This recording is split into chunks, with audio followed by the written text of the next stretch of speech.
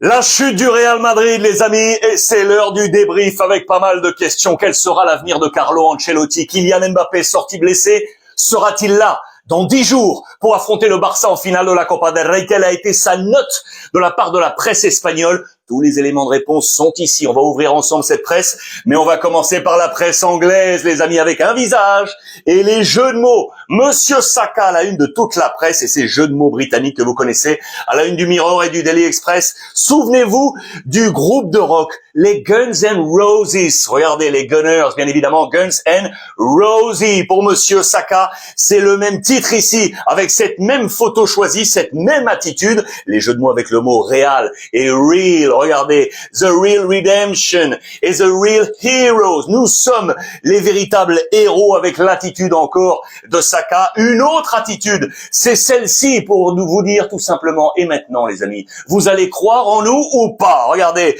We are the real deal à la une du Daily Telegraph. Et maintenant, allez-vous croire oui ou non en nous? C'est à la une du Daily Star. Les jeux de mots, également la presse catalane, les amis. Regardez, avec Saka en espagnol, c'est acabó. Ça veut dire c'est terminé, c'est fini, c'est acabó. Ça s'est transformé en s'acabó. Regardez la une du Mundo Deportivo avec le but de Saka sur Courtois. Plus de Champions et attention, plus de Kylian Mbappé. Regardez Declan Rice qui regarde le Français qui est au sol. C'est à la une de Sport parce que je vous l'ai dit, dans 10 jours, c'est la finale de la Copa del Rey. Le Français sera-t-il, oui ou non, rétabli? C'est la fin d'un rêve qui s'évapore pour Kylian Mbappé qui est venu pour chercher cette Ligue des Champions. C'est à la une de AS. Ce ne fut qu'un rêve. Et regardez sur les comptes réseaux sociaux de Marca officiel, le dessin de Kylian Mbappé, ce rêve de la Ligue des Champions qui se désintègre. Vous le voyez. Voici les notes, je vous le dis tout de suite. Kylian Mbappé a pris une bulle, 1-0, mais il n'est pas le seul. Le 11 de départ de Carlo Ancelotti, Tchouaméni était de retour de suspension, Camavinga, lui, suspendu. Il y avait une interrogation sur le côté gauche. Ici, on pensait à Fran Garcia, c'est l'Autrichien Alaba qui était titulaire. Vini, Mbappé, Rodrigo, les trois, les amis. Bulle pointée. Regardez, les notes sont ici. Bulle Mbappé, bulle Vinicius, bulle Rodrigo, bulle Alaba, bulle Lucas Vazquez, bulle Carlo Ancelotti. De l'autre côté, Arsenal, logiquement, sur un total de 5-1. Arteta prend un 3/3. 3 pour Odegaard, l'ancien du Real. 3 pour Declan Rice, l'auteur du doublé au match aller. Et 3 pour un superbe Martinelli. Les Anglais deviennent la véritable bête noire du Real Madrid, les amis. Sur les 4 dernières éliminations, eh bien, les 4 fois, 4 clubs anglais. Regardez, 2020, Manchester City, 2021, Chelsea, City de nouveau en 2023, et donc Arsenal qui se met pour la 3e fois de son histoire en demi-finale de la Ligue des Champions après 2006 face à la Juve en quart et 2009 face à Villarreal en quart. Voici quel était le 11 de départ de Mikel Arteta. À noter, c'est important, c'est la première fois de la saison que le coach espagnol du club londonien a pu aligner 2 fois de suite le même 11 après toutes les blessures. C'est peut-être un bon signe. Retour en forme au meilleur moment pour Arsenal et notamment dans cette Ligue des Champions. Regardez les pages intérieures. Le roi abdique sans gloire pour Marca. Il n'y aura pas de miracle pour la presse catalane. El Bernabéu se quedó sin milagro. C'est très très clair. Et donc la question...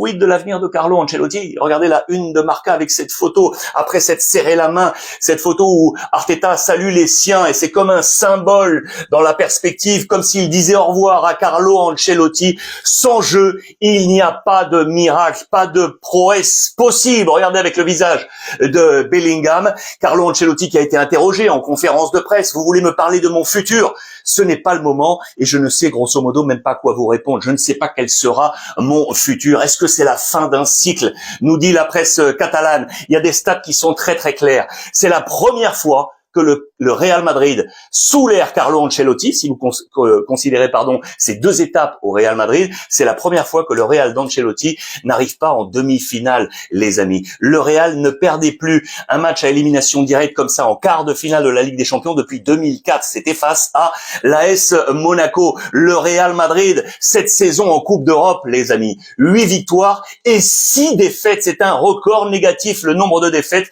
C'est la première fois dans l'histoire du Real Madrid en Ligue des Champions que le Real aligne 6 défaites dans une édition. La dernière fois, c'était 5 en 2000-2001. C'est un record négatif pour Carlo Ancelotti. Il n'y avait pas de jeu et on s'est même interrogé à la lecture des autres matchs. On a même considéré que Aston Villa face au Paris Saint-Germain et le Borussia Dortmund face au Barça a davantage proposé, a davantage cru éventuellement au miracle. Où est passé ce Real Madrid? Regardez également ces stats. Equipos que ganaron los dos partidos de una eliminatoria ante el Madrid dans une Coupe d'Europe. Les équipes qui ont remporté les 2 matchs d'une même confrontation, élimination directe en Ligue des Champions face au Real Madrid, ils ne sont pas nombreux. 1, 2, 3, 4, 5, 6, 7, 8. Arsenal est le 8e après l'Inter, le Standard, l'Ajax, le Bayern, la Roma, Liverpool et le dernier en date, c'était en 2020, Manchester City. Eliminatorias de Copa de Europa perdidas por el Madrid por más diferencias.